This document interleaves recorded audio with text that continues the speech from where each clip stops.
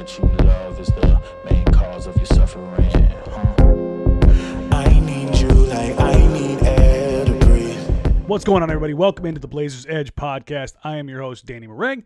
And while normally this would be a mailbag edition podcast, we had the Damian Lillard press conference just the other day following Team USA practice, following the report by Henry Abbott of TrueHoop that Damian Lillard was due to request a trade away from the Trailblazers, as well as a few other verified folks saying a trade request had been submitted. That got a little murky, a little bit weird. Always, kind of check your sources. But I'll get a few other questions that I have sitting from the mailbag on the back end of the podcast. But we're going to kind of break down Damian Lillard's press conference piece by piece and kind of see where we end up. Let's get into it. Yeah, like I was saying, I woke up to those reports. A lot of people reaching out to me. But it's not true. I'll start off the rip and say it's not true. I said the last time I spoke to you guys that a lot of things are being said and, it hasn't come from me. So number one is it's not true. And secondly, I'll also say that I haven't made any firm decision on, what my future will be. So there's really no need for anybody else to speak for me or report this or report that. If there's something to be said, as I said the last time, I'll speak directly with my team and with Neil. So, that's that. I guess though, Damian, would you share like what goes into that decision for you then? A lot of things go into it, but I choose not to discuss it, openly. Like I said, the only people that I need to discuss that with at this moment is my team. All right, so before we get started, I want to just kind of highlight something Mike Richmond said the other day on Twitter that was perfect. That Damian Lillard's press conference was a Rorschach test in the sense of you'll hear what you want to hear, see what you want to see. And I believe that to a pretty certain extent. But I think if you're informed enough or if you've paid attention long enough and you know how Damian Lillard operates, you know how the media operates, you can draw those lines, connect those dots, do all that kind of thing. It's less of that on the surface, but much more effective as you kind of get down into the nitty-gritty. And let's kind of take it piece by piece here. The first thing Damian Lillard says here is he says it's not true. What is he saying isn't true? He's not saying that he's not requesting a trade ever. He's not saying that he's committed to Portland 100%. It's not that he wants to spend his entire career here and he still wants to be that guy. It's that Henry Abbott's report in TrueHoop about him having an imminent trade request coming is not true. That's what he is saying is not true. And it's important because as we talk about through this whole process, how Damian Lillard has changed how he communicates and what he communicates. I mean, it's happened. He hasn't shut off, but he has used people known to be connected with him, i.e. Chris Haynes, to get his message out there. And the difference is between what Chris does or doesn't report on what Damian Lillard may or may not be thinking, and this is that ambiguity that kind of comes with all this, is very different from Chris Haynes saying Damian Lillard wants Jason Kidd or Chauncey Billups. Those are two very different things in that this is what you have an agency for. This is what you hire people for. This is why you have these media contacts, is so that you can distance yourself from this. Because technically, Damian Lillard has not said anything other than I have talked to Neil, I have talked to Jody, I have communicated my needs. That's what we know publicly, officially. Dame says in here that, the last time I talked to you guys, I said that I've done X, Y, and Z. That hasn't changed. If I have anything to say, I'll come forward and say it. But also he finishes it off with, there's nothing that needs to be said, but also there's things that need to be said. So he got off pace a little bit during this. And this stuff matters. Breaking this down and understanding what the messaging is, because it has changed. Like I said, in the past, you had unbridled commitment that I'm the greatest Trailblazer. I want to spend my entire career here. I want to bring a title here. I think those things are all still true, but I also think that those aren't not the sole things on the menu anymore. The menu has expanded, ever so to speak, and there's more opportunities for those things to not be absolutes. And I think that's kind of what we're getting to here. So this is kind of his opening statement that kind of sets everything up. So let's see what happened further on in the press conference, okay? It's that point where it's like, okay, but it's not enough. Do we actually want to win it all? Is that what we're shooting for?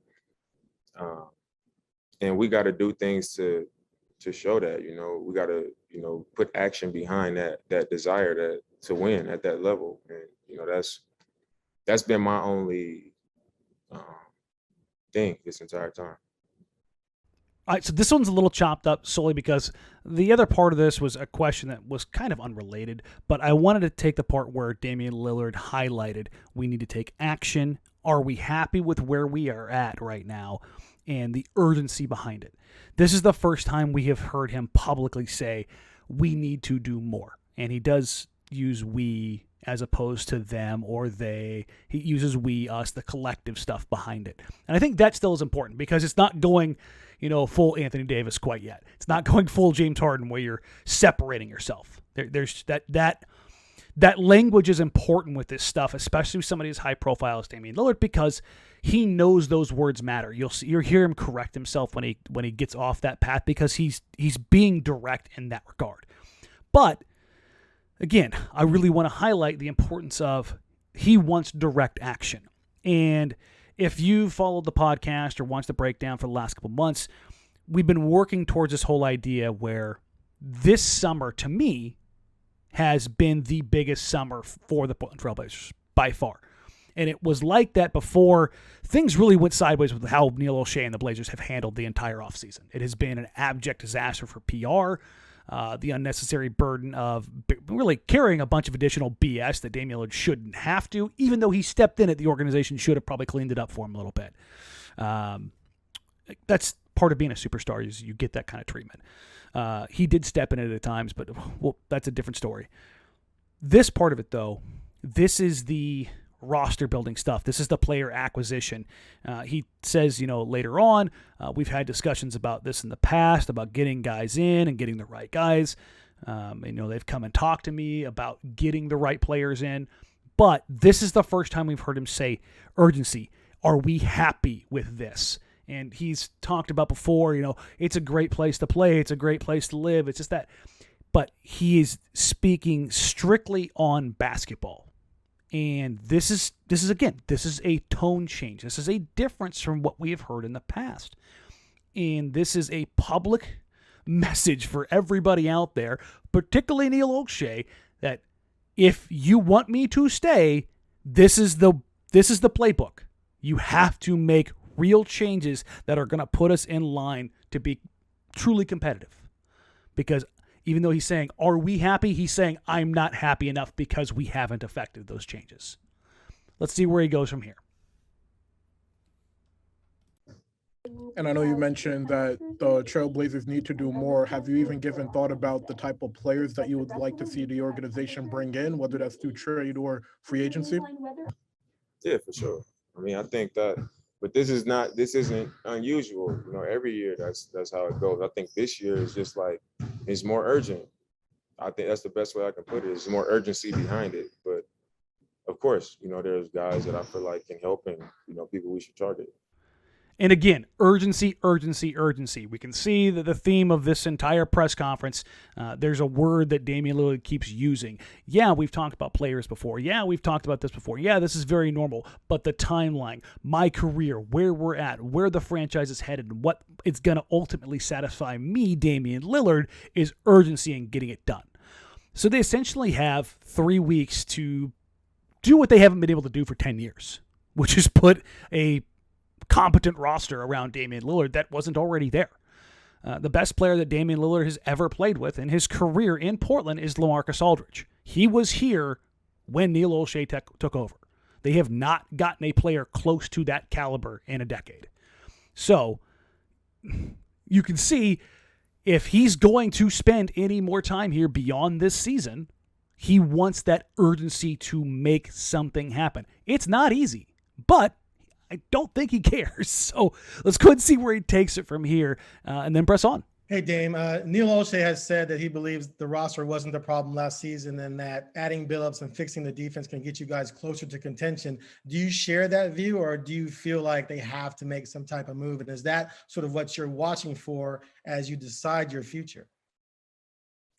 I don't doubt that. I think we've had so many teams in the league that, don't make dramatic changes to their roster, but they change coaches and the team improves, maybe because you just needed, a fresh voice, somebody new to follow. Sometimes the coach is just that great. So I don't disagree that, maybe Chauncey can really change our team and make us a better team and get us going in that direction. But I wanted to stop it right there because this is going to go on. This is probably the best part of the press conference that we got from Damian Lillard. Number one, this is probably the first real kind of endorsement that Damian Lillard has given of Chauncey Billups since his announced hiring. You haven't seen any congratulatory tweets from any of the players. Shout out Chauncey, welcome coach, because they're trying to lay low because it was a PR disaster. Here today in this press conference, Dame kind of says, listen, things were probably getting stale with Terry. And if you look around the league, teams have made changes with coaches and have gotten better just because things needed to be changed up. Sure. That tracks. And this is kind of falls in line with what I have always said. I think a good coach can help you. I think a bad coach can tremendously hurt you. But, and here's the big but, let's listen to what Damian Lillard says after the whole coaching situation. I think if you look at our team as it is going into next season, I don't see how you say, all right, this is a championship team. You just need a new coach when we lost in the first round to a team that was hurt. So And that's just my thoughts on it. So Damian Lillard basically says, listen, new coach, nice and all, but it doesn't matter because we don't have the horses. Which, damn, that sucks if you're not Damian Lillard right now on the Trailblazers. But he's also right. It has been like this for 6 years. And for him to come out and say it so plainly was unexpected, to say the least. I don't know if there's necessarily a diplomatic way around that. Maybe there's a better way of saying it. You could tell at the end there where he's kind of like, well, that's just kind of, where I'm at. It was basically no hard feelings to anybody, but it's true. The Blazers have overperformed their roster prediction pretty much every year. And that's been on the back of Damian Lillard and some good supporting play by C.J. McCollum, by Yusuf Nurkic. And that's great, but it doesn't measure up. And that's essentially what he has said here, is that if we want to compete and we need that urgency to compete, that real changes need to be made. And that's the crux of this. Urgency, big-time changes, championship competition. He's not saying, give me a title. I don't think he's saying, turn us into the Heatles West. He's just saying they need to make a real move of consequence. And no, the coach alone is not going to cut it. So don't hit me with this roster wasn't the problem BS. That is what he is saying right there, which that's about as clear of a signal as you can get as far as where the Blazers need to be concentrating their efforts for the next 3 weeks. Let's see what he says on the follow-up here from Aaron Fentress, who honestly got the best answers out of Damian Lillard in the press conference. right. And to follow up, and since you said you haven't determined your future yet, does that mean you're not fully committed to the upcoming season? Right now, I'm not sure what I'm going to do. What I can say is my intentions and my heart has always been set on being in the Trailblazers uniform for my entire career. Thanks. But I think over time you want to win it all. You know what I'm saying? And I want to win it all in a Trailblazers uniform. But we all have to be making strides toward that. All right, now we're at scary hours. That's what that is. And this isn't to, oh my God, it's time to be afraid Damian Lillard is leaving right now. No, I don't believe that. Is he gone after this season if they don't make changes that really matter? Yeah, he is. He gone. And you should believe that because that's essentially what he's saying here is, I'm not committed to this franchise any more than they're committed to surrounding me with guys that will help me do what I want to do, which is compete for a title. And again, he's spelling it out pretty clearly. As much as he says, my heart is still in it, but he's not saying my body, my mind, my soul. Yes, Portland is his first love. That ain't who he's going to marry. That's what I took from this. And again, this is that Rorschach test with the whole, you hear what you want to hear, see what you want to see. But the way Dame says this and the words he chooses there, I'm undecided. My mind isn't made up. That's a staunch difference from 18 months ago. And I want to be the greatest trailblazer. I want to have my whole career here. I want to be that dude. I want to be like Dirk. That we've heard a lot of that. And here's the thing.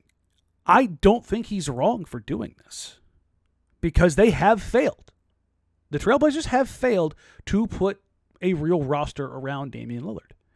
He's not without responsibility in that regard. He is notoriously famous for getting everybody he plays with paid. CJ McCollum's about to have a contract that's going to slide, I believe, into the top 15 contracts in the league. He's maybe a top 40 player. You can't do that. And a big part of that is Dame campaigning for his guys to get paid. Campaign to get Myers paid. Campaign to get Mo paid. Campaign to get everybody paid. And that comes with consequences within the roster construction, but it's also a GM or a president's job to figure that stuff out and say, hey, we need to do what's best for the franchise. And that's not always satisfying the star with rotation player ads. Now, if you're LeBron James and you're a walking title contender wherever you go, sure, you can allow a clutch guy here or there. You can allow a J.R. Smith here or there. But you can't do it for everybody. And that's the thing. And that I think that's Dame's responsibility in this. But again, as a GM, as a president, Neil Olshey had to have done better, needs to do better if he hopes to maintain Damian Lillard's status as a Trailblazer going forward. And that's kind of the crux of this again and again and again that we're hammering home, or that Damian Lillard is hammering home. And why I think Portland fans should be really hoping and praying that the pressure here and that the pressure from the fan base is driven down hard on not just Olshey but Jody Allen to make a move that matters. We got a few more here points from Damian Lillard, and then we'll kind of wrap it up with the back end of a couple mailbag questions and tie it up for the week.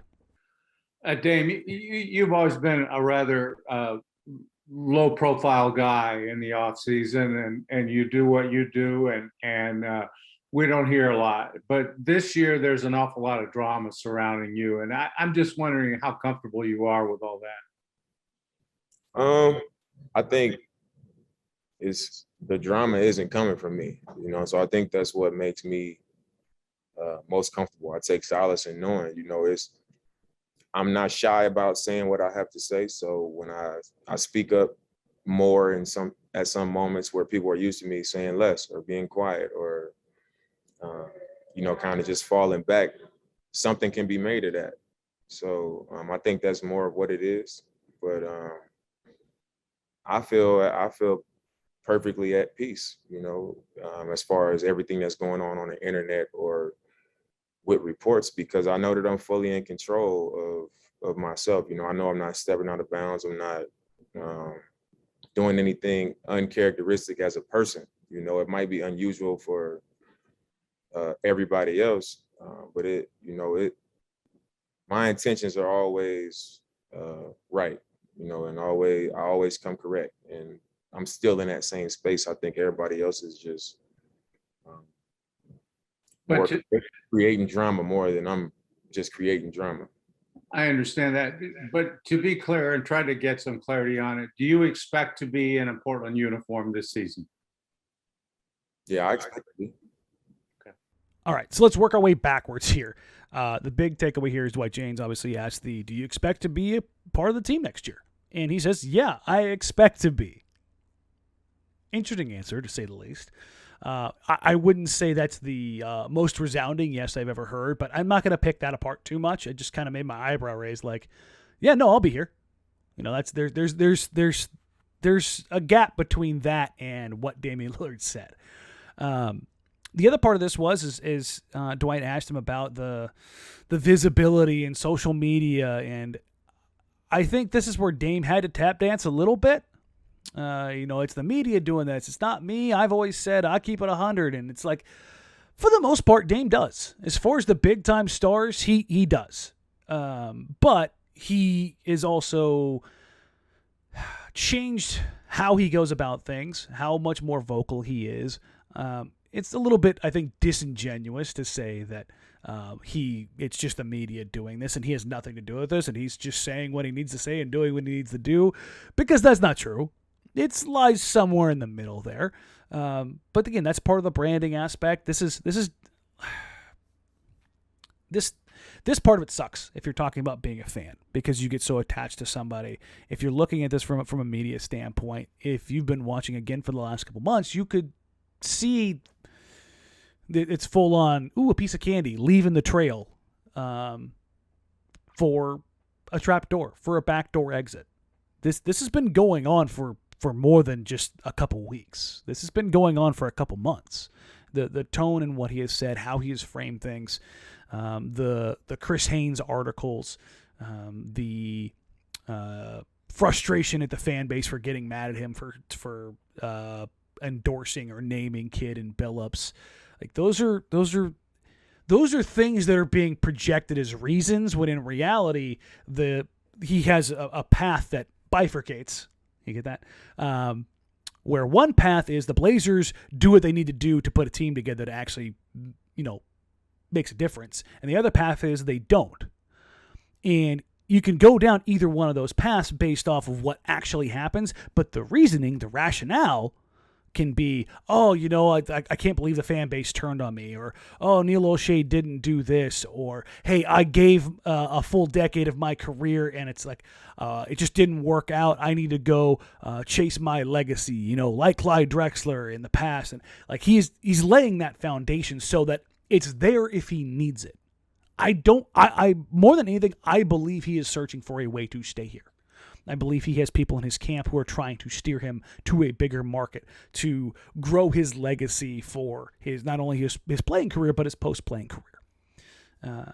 And I think you're seeing some of that at odds with who Damian Lillard has said he is, who he has demonstrated he is, and who maybe he wants to be.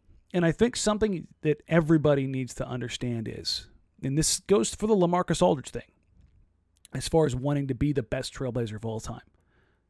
Every one of these guys that has said this could have 110% meant it in that moment. I have wanted to do things one way for years, and then a few years later, I want to do something else. I've wanted to really chase something 6 months ago, who I no longer want to chase in my career. There are so many different things and different places that you get to in life, which is why I don't like that fans, media, players use these certainties, because I don't think they do anybody any good except for in the moment gratification.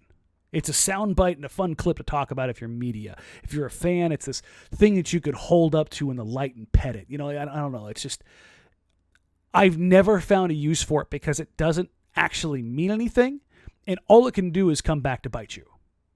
If you don't say it, nobody's going to get mad about it. If you never say it in your career and you just do it, you let your actions be about it, then they'll treat you like Tim Duncan. They'll treat you like Dirk. I don't think you need to say it. When you say it and then it doesn't happen, then it becomes a weapon. It becomes weaponized as a way to use it against you. See Aldridge, LaMarcus, for a situation that I don't think a ton of people truly understand. So one last line here from Damian Lillard, and then we'll wrap it up with some mailbags questions to kind of tie a bow on what has been a weird week. Dane, you mentioned you've had good communication with Neil. What has been your communication with Jody? I've spoke with Neil and I've spoke with Jody, and the conversations that need to be had are being had. I'm able to be open and honest like I say, I am with you guys. I say what it is, and I've done the same in my conversations with Jody and Neil.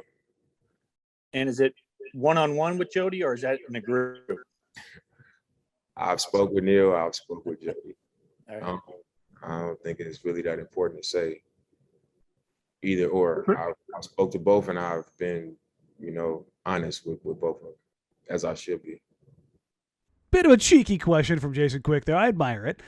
He threw in the, have you talked to Neil? Have you talked to Jody? What's how this whole process is going? How's that relationship? What's the communication like?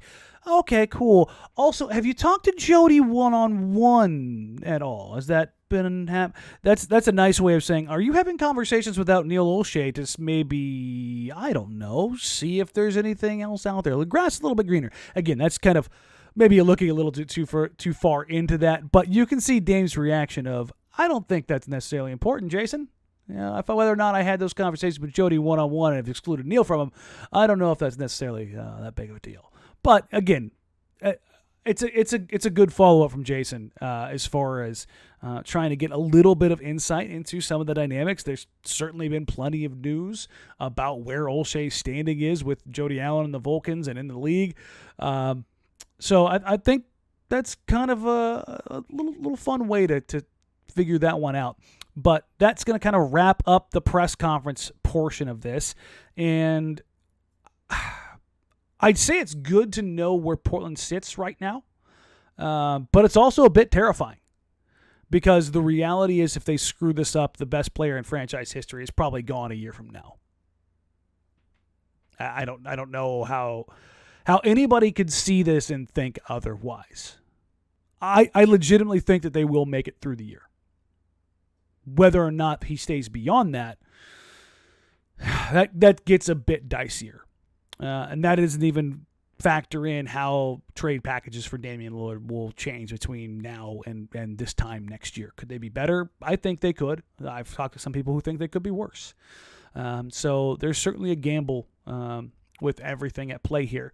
But this is a situation where Damian Lillard has now made himself known. He has lightly drawn the proverbial lines in the sand through various aspects in the media.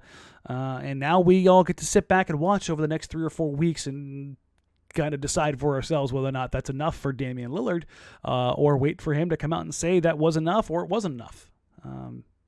It's going to be probably a pretty crippling ride, not only for the next month, but over this entire season. This story isn't going away anytime soon.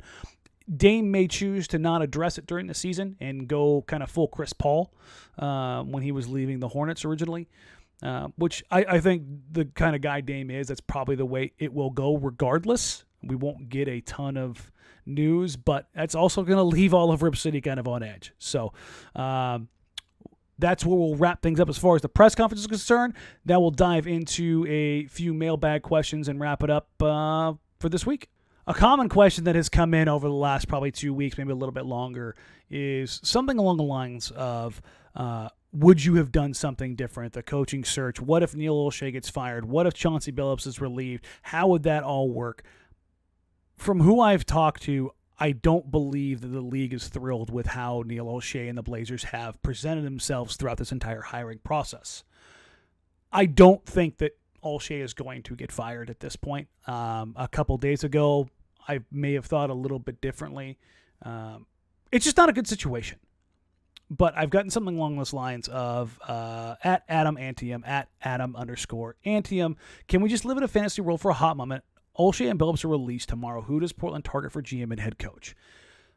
I don't think that's going to happen at this point in time. Could they bring in a consultant to help behind the scenes? I think that's something that might happen. If there is some sort of shaken faith, I think that's probably the level that things would elevate to. If things went toxic with Damian Lillard, I would nearly assume that Neil Olshey would probably be fired on the spot. I don't think they would allow him to execute that trade. I'm talking if Dame basically demanded a trade. Like, I'm out. I don't think you could let Neil Olshey orchestrate that. He has not shown the capacity or the ability to land anything close to that. That's, I think, the only instance, that or some sort of criminal malfeasance. I think those are the only way we're getting any kind of termination. On the player movement front, there's a couple different ones I've had come up. Adrian Bernasich at Blazers Edge, he sent me a trade request while I was getting ready to record tonight. It's one that I've floated a little bit here or there that essentially turns into what could you get for CJ McCollum? And the Lakers are currently in a weird situation where they need some point guard help. And the Charlotte Hornets have an abundance of guards. I have considered a CJ for Gordon Hayward swap to be a beneficial move for Portland. I would want something else in return. Whether or not that means Portland needs to send it a little bit more to get a little bit more. PJ Washington. I love PJ. But some sort of deal where Montrezl Harrell and Kyle Kuzma end up in Charlotte. Terry Rozier ends up in Los Angeles. CJ McCollum and something ends up in Charlotte. Gordon Hayward and PJ Washington. Or maybe the something is CJ McCollum goes back and Gordon Hayward and one of the Martin twins. Hell, both the Martin twins come back to Portland. Something along those lines. I think that's a pretty decent move. I've also seen this from CDM81 at CDM81. What do you think the Blazers trying to get Larry Nance Jr.? And if so, what do you think of the fit? I like Larry Nance Jr. I think he's a severely underrated player who has real value. I know the Cavs like him. I know they have shopped him. I don't know how he would necessarily fit. You could kind of small ball five him.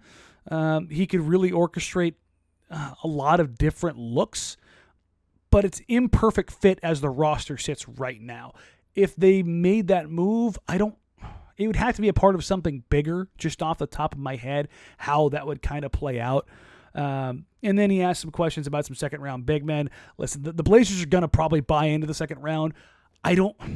You're probably the safest bet probably is a big man, now that I think about it. Keita is a good move. Dianco, I have no idea about.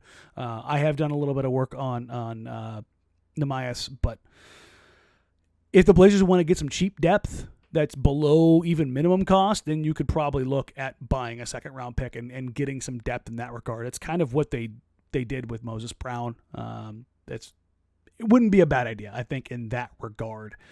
But I think those are kind of the couple questions, because everything else has to do with GM firing. Should Billups be fired? Should they keep looking for another coach? No, it wasn't a pretty situation. It's still not a pretty situation. It's still pretty ridiculous that it all went down the way it did. I think we've kind of moved on to other stuff. I don't think it's going to fully go away until the Blazers answer a few more questions. I think their anticipation was that it would, but it hasn't. So in that regard, I think there's going to be one more round of, here's really everything. And then I think it'll probably be done. And barring anything, again, serious coming out of that, beyond what has already kind of come out, I think those guys are all in place. Again, this is kind of a bummer to talk about all this stuff in the way that we have been over the last couple of weeks. I'm really looking forward to the draft and free agency as some sort of release. It's unfortunate the Blazers don't have a first-round pick. Covington for those picks was just fine. Everybody can calm down. But, again, thank you, everybody, for sticking along. Please like, rate, review, share the podcast with people. Download on Stitcher, iTunes, Megaphone, Spotify. We are everywhere. On YouTube, please sub to the channel. Like, it's a real thing. Like, that whole call to action. I love that so many people are going to YouTube to watch the videos. Click the subscribe button. For the love of God, please help me. Help me help you. Help me make more content. Quick injury news update. Yes, I tore my MCL on top of my torn Achilles. I am waiting for a specialist to fly in as I'm recording this next week. And then they will decide at what process they will be repairing my Achilles, my ankle, and my knee now. My handy-dandy crutches are just here out of view. I had them behind me when I started to record, and I had to start all over again because I didn't realize that I'm an idiot and had them behind me. So thank you to everybody for all the well wishes. Thank you all so much for listening, for subscribing, for just being a part of all this. Thank you all so very much. Until next time, we'll talk to you soon. Bye. Happens when the one that you love is the main cause of your suffering.